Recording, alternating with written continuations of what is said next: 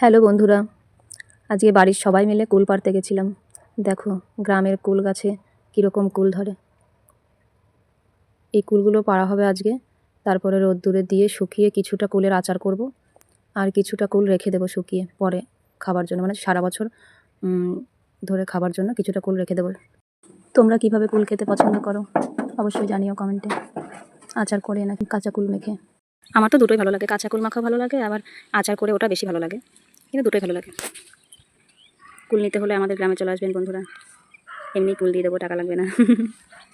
অনেক কুল হয় আমাদের এখানে।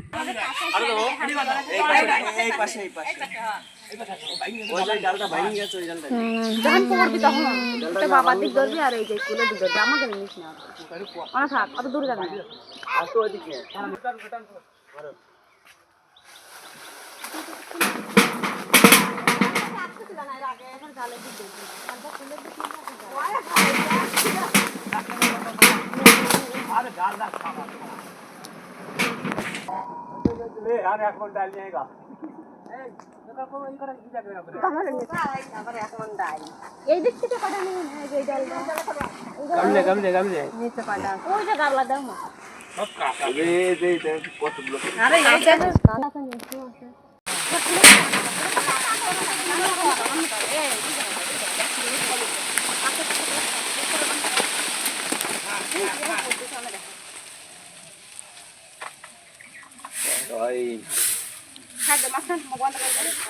আজকানে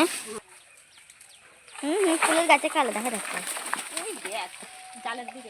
এবার পাতা কম পড়িছে, জালের দিক মারবে আর ফুলের গাছের দিক নিয়ে একবার লড়াইতে হবে, লড়াই আমি যা খাগল সব তৈরি কি নিয়ে গেছো একবার তুমি, আবার ওই তো ওই দিক ধরবে একবার, আমি আবার আবার কল লাগবে, তারা আবার কুল খাবে দিটা বের কর। তুমি একবার নিচো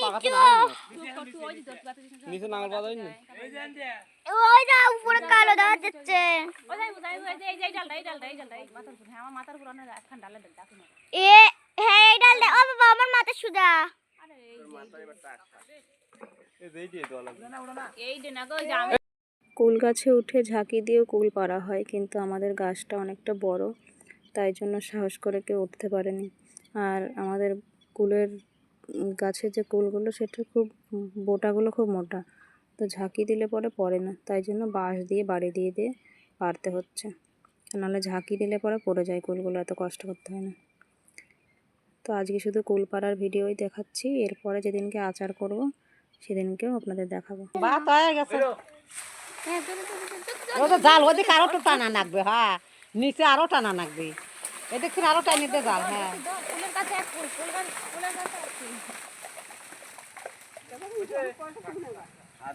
আমি এখন মাছ খাবো, এখন বড়াই করি না।